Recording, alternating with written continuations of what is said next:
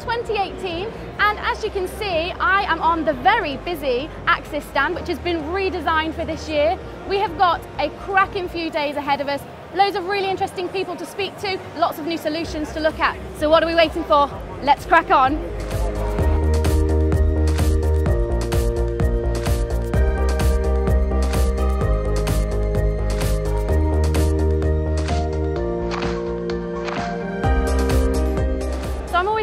How Axis is innovating for a smarter, safer world, and I'm joined this morning by Atul. Good morning, Atul. Good morning, Victoria. And I'm hoping that you can explain that a little bit more for me to understand. Sure. Axis success has been built on a combination of an entrepreneurial spirit and strong core values. So at Axis we believe that technology and innovation should actually be an enabler to improve people's lives and have a positive impact on society. And that's reflected in the fact that we signed up to the UN Global Compact Agreement back in 2007, which is guiding our sustainability work and our business strategy ever since. To put it maybe in a context that perhaps means something to you, so there's a global trend called smart cities. Now, what does that mean? So, smart cities is basically using digital and data technology to improve citizens' lives. So there's four main challenges that we have to face, which is the mega global trends of urbanization, climate change, and rapid demographic and social shifts, which is leading to rising crime, increased traffic congestion.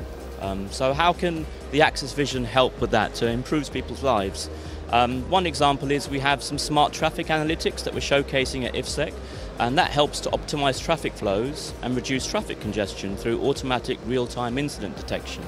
So I don't know if you know, Victoria, but I probably don't at all. Please explain. But we spend probably an hour of a day average commute in the UK in a car. So that's 260 hours in a year. That's a lot of hours to be wasting, yeah. So what if smart analytics could save some of that time in terms of reducing traffic congestion and giving you back more time? The one thing we can't buy. Exactly. So that would help you to perhaps spend more time with loved ones, go to the gym, improve personal well-being, and research shows that actually improving personal well-being boosts productivity in the economy.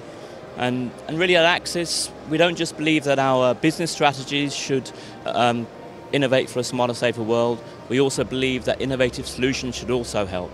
Lovely. Well, it's nice to know that Axis is looking after everybody's safety and well-being. Thank you for your time this morning. Thank you, Victoria. Okay.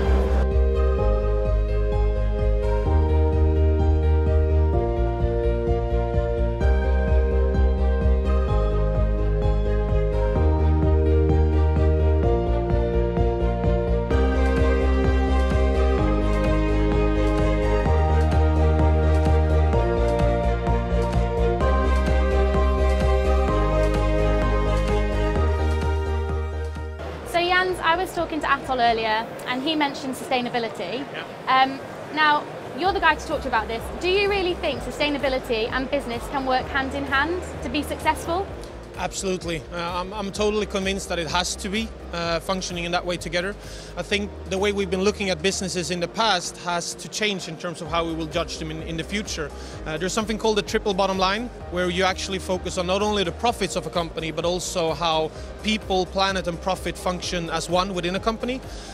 Quite recently there was a study done by a banking organization in the Nordics where they looked into over 6,000 companies, and they saw a clear tendency that the truly sustainable companies, the ones that shifted from sustainability only being an ethics question to a strategic one, actually outperforms the competition in terms of how to focus on sustainability. So yeah, and I think from Axis' point of view, the way that actually made us successful is to a large extent that we've signed the UN Global Compact more than a decade ago. So using that as a guidance in terms of how we built up our own corporate sustainability strategy has been of utmost importance in order to get a clear way in how to work with ethics questions, but also sustainability ones.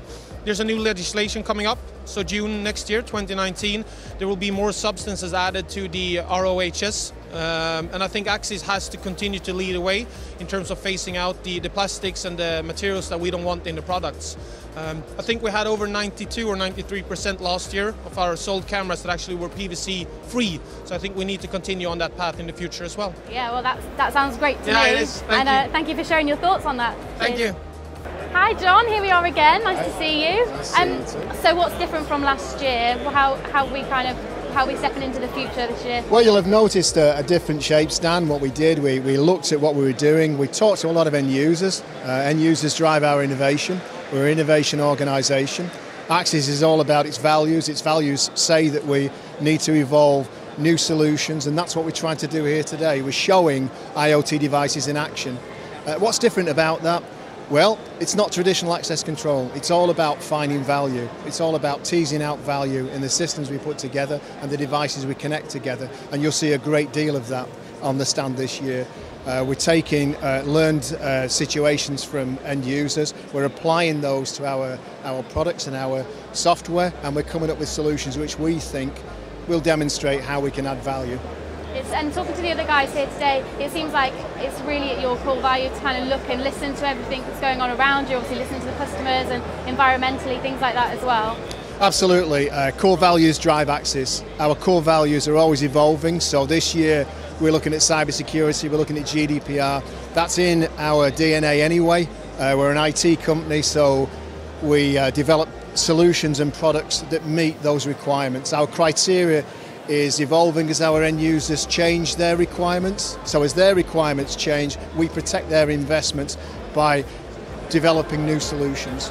Lovely. Sounds like an intuitive way to go forward. Absolutely it is, yes. Very interesting. Yeah, thanks, John. So Stephen, you've just had a very successful and busy presentation there talking about cyber security. What are the kind of things that I should be considering going forwards in terms of cyber security? I personally think it's looking beyond the features that companies are trying to sell. It's evaluating the business, looking at its internal policies, procedures, to some extent how well aligned it is to government initiatives like the National Cyber Security Centre, Secure by Default, and it's just evaluating beyond what is in a data sheet. Yeah, so going around the stand today, it seems that that's the kind of common theme for everybody, talking about how Axis kind of looks after, you know, the environment, the individual, the customer. It's like an ethos for you guys. Yeah, absolutely. I think the tools that we develop around sort of critical vulnerability notifications, security notifications, so the actual tools that we design are there to safeguard the enterprise, so ultimately protect the end user and the way they're operating the systems. Sounds very reassuring, and I'm sure that everyone that attended your speech today thought the same. Thanks, Stephen. Thank you very much.